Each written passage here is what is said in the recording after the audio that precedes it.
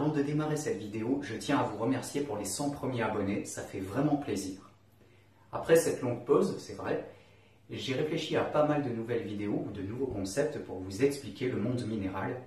Et aujourd'hui, je lance un nouveau type de vidéo, à savoir fabriquer soi-même ses propres cristaux. Ces cristaux à fabriquer soi-même, on peut trouver le kit dans le commerce. J'ai bien conscience que ça a déjà été fait sur YouTube par Alexandre Calvez, mais j'avais envie de le faire, d'autant qu'il a fait 2-3 petites erreurs et que je voudrais vous apporter quelques petites techniques supplémentaires pour bien réussir ces cristaux.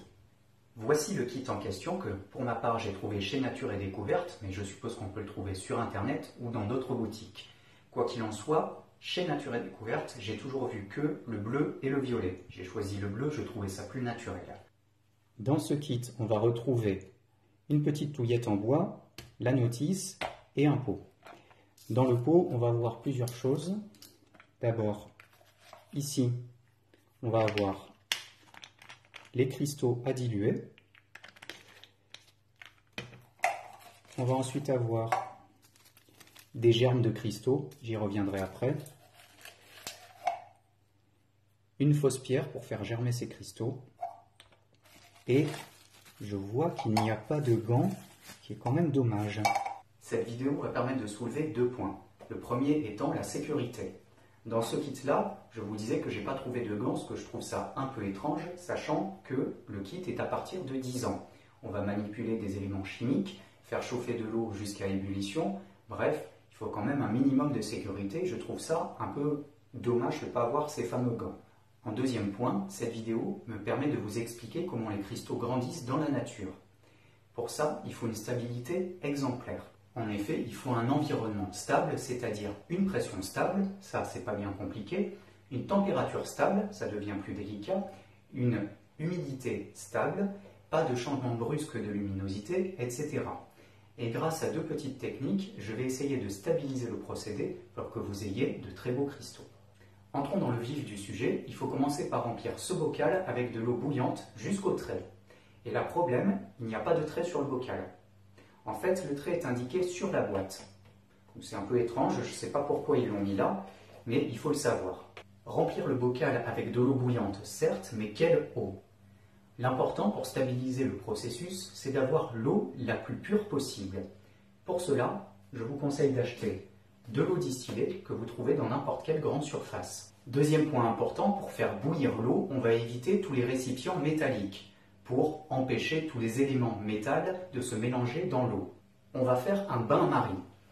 Vous prenez n'importe quelle casserole, même en métal, vous la remplissez d'eau, peu importe l'eau, même non distillée, et vous mettez une passoire, même métallique, dans la casserole. Oui, je sais, je me contredis, mais vous allez comprendre. Vous prenez ensuite un récipient en céramique ou en verre, ça va éviter d'avoir des éléments dans l'eau, et vous le remplissez de l'eau distillée. Quand l'eau commence à être tiède, vous allez mettre votre récipient contenant l'eau distillée pour éviter qu'il y ait un trop gros écart de température et que le récipient n'éclate. Et on attend que l'eau soit presque à ébullition là-dedans.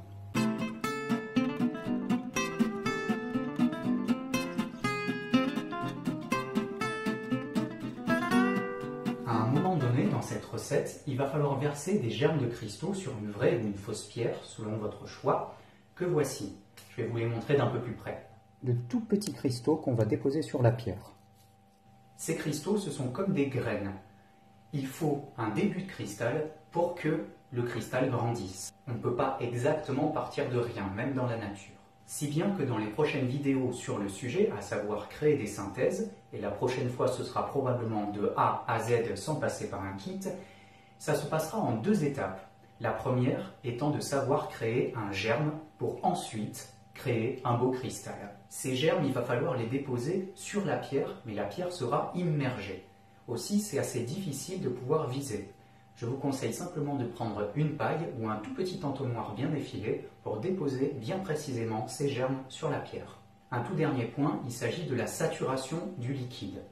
Ici, c'est tout calculé. Vous avez le bon nombre de cristaux à diluer pour le bon nombre d'eau pour arriver à la saturation. Mais qu'est-ce que la saturation? Surtout si on veut créer ces cristaux soi-même et le calculer. Il s'agit du point où les éléments chimiques ne vont plus se dissoudre dans l'eau, où l'eau ne peut plus dissoudre ces cristaux. Une fois l'eau bien chaude et mise au niveau du trait, il faut bien se dépêcher. Alors c'est parti.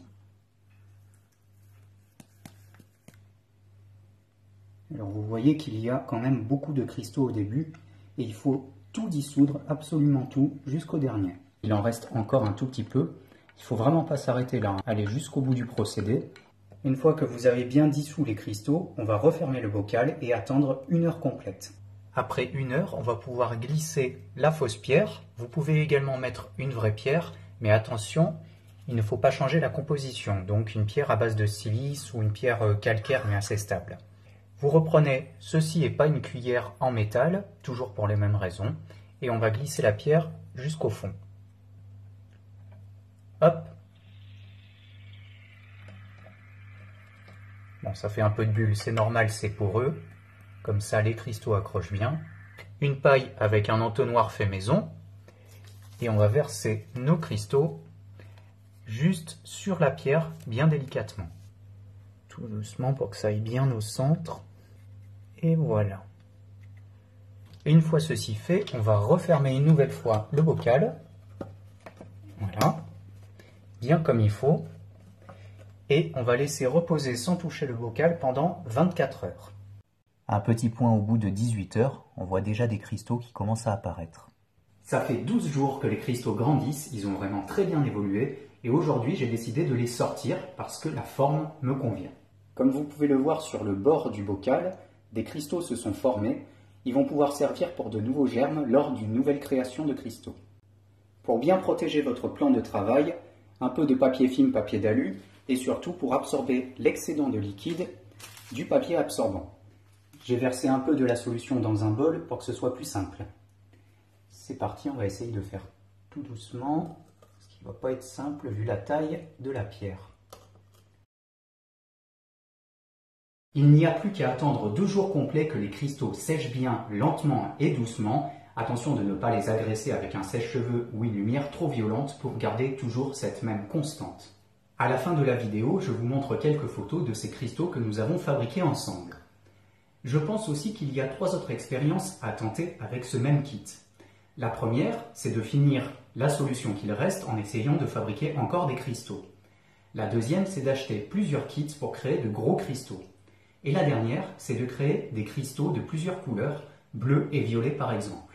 J'essaierai ça, mais dans une prochaine vidéo. Merci d'avoir regardé ce nouveau concept de création de cristaux, j'espère que ça vous a plu.